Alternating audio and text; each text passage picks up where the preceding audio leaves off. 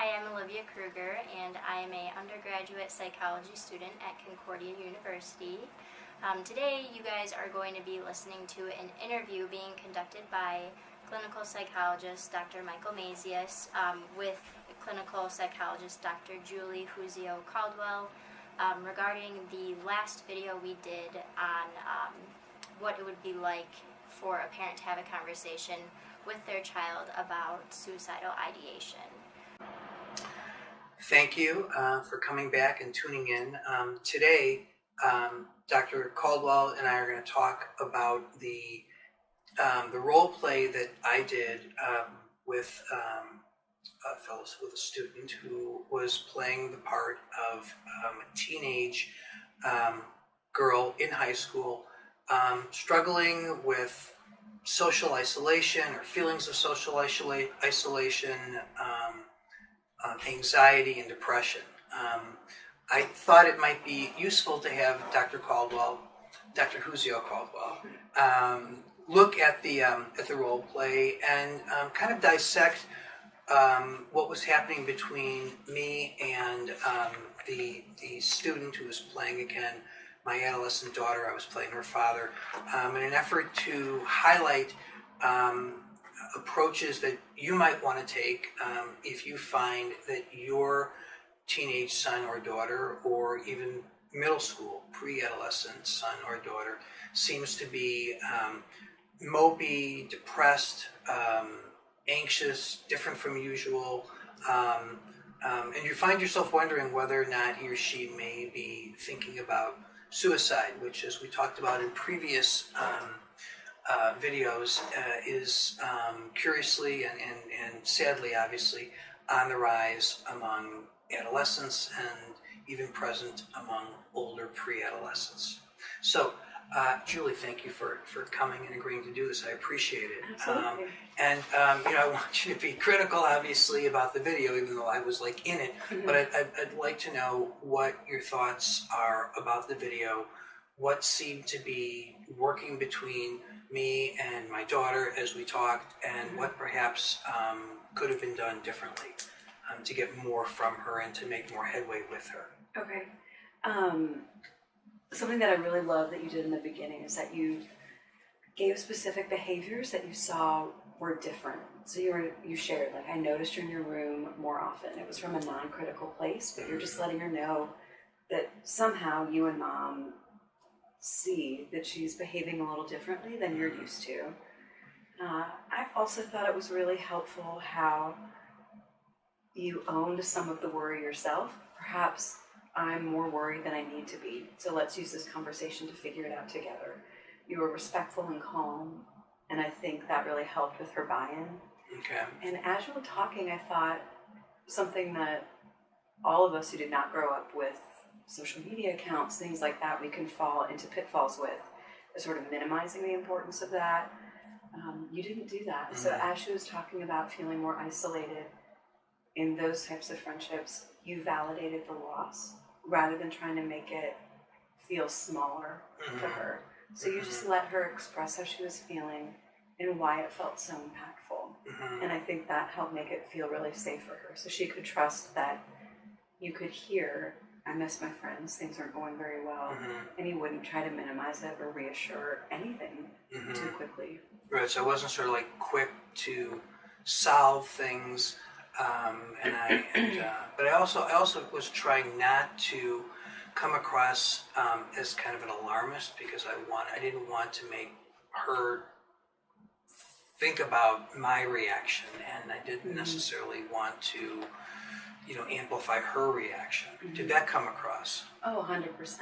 It was a really slow start. I thought the question you asked about how upsetting has the situation been when she's talking about these friendships changing probably gave you the information, gave you the in, when she then began talking about feeling lonely, feeling tearful, and then quite naturally you had an opening to talk about suicidal thoughts.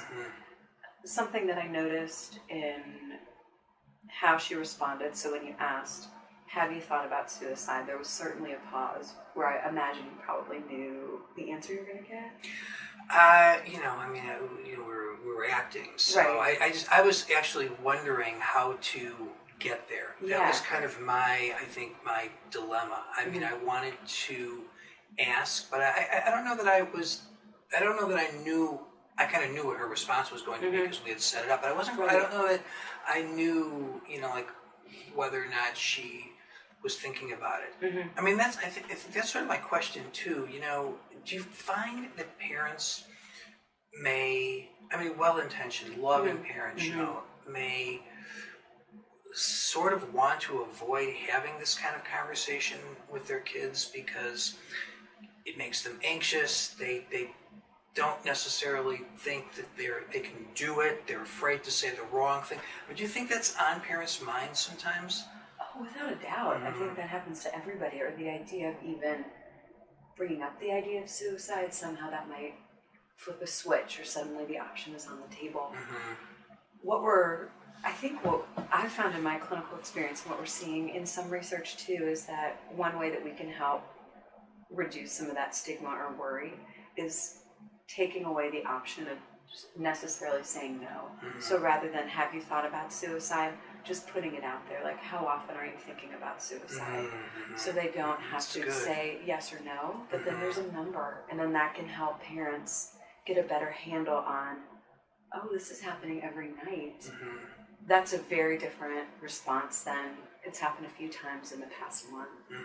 And then hopefully it could reduce what happened in the role play. Like, I feel a lot of shame about this. I don't want to be a burden. And by connecting with them there, like, tell me how often this is happening, that may minimize some of that. Okay, that's good. So what else do you think parents can do if, like, on the one hand they want to have the conversation, but on the other hand they're just like nervous about it. Because I find sometimes, we parents, we think that we can say the wrong thing, and so we then choose not to speak at all. So how do you kind of get yourself to just do it if you know you can, but you're afraid to? Right. I think what I talk with a lot of parents that I work with about is, I think, just owning that you feel nervous, and this might be kind of a clunky conversation. So something along the lines of like, hey, your dad and I, your mom and I have noticed some things. This might feel a little awkward. We're going to get through it together. But we want to make sure that you're doing okay, and we're starting to think that you're not. That's great. That's very good.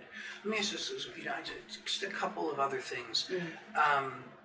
When do you sort of take what you've learned, regardless of whether or not your child says, well, maybe not regardless. Let's say your child says to you, actually, I have been thinking about like killing myself. Like I'm not going to do it, or I haven't tried to do it. And I don't want you to worry about it because it's not going to happen. But like, when do you take that kind of information to the school so that they're perhaps in the mix too? And when does sort of like what you're hearing rise to the level of psychotherapy? Like, I really need to contact a psychotherapist to talk about this. I really need to bring my child to a psychotherapist so that he or she gets treatment. Like, how do you sort all that out? My guess is this is your experience too, but most kids don't go from emotional discomfort to thinking about suicide very quickly. Right. So those thoughts tend to be like pretty far down the road of trying to make sense of things by themselves for a really long time. And we also know that like anxious thoughts and depressed thoughts are really tricky. In that, like, I'm not worth it to get help. Nothing's going to make things feel better. What's the point? We know, we've got the evidence that there's some really effective interventions that can help people recognize those thoughts and start feeling better with therapy. So I would say, in a very non-alarmist, loving, supportive way, parents can say, like, hey, let's get another person on our team in here. there may be some stuff that you need to figure out that you're never going to be comfortable talking to us about. Fantastic. It's really good. And then we will trust that they'll keep your priority, like your safety is their priority. But I think we need to loop somebody else in. Talking with the school, that can be a partner with a therapist, I would think. And if the student already has a positive relationship with a counselor, a trusted advisor, that may be a conversation to have with them too. So you start with a psychotherapist and then bring somebody from school in? Yeah, Or I think so. You kind of do it that way? Yeah. Okay, good. Well, I'm really glad that we had this conversation. Thank you Me for too. taking time to do this. Yeah. You know, I just think it's a very important topic, and I trust that the work we've done here at North Shore Center, the interviewing, the role plays, this interview as well. I hope it really is useful for you as you go about, you know, the wondrous journey and task and challenging task of raising your wonderful child. Please come back. We're going to be talking about other topics. The next topic I believe we'll be talking about is anxiety or something similarly important. So, thank you.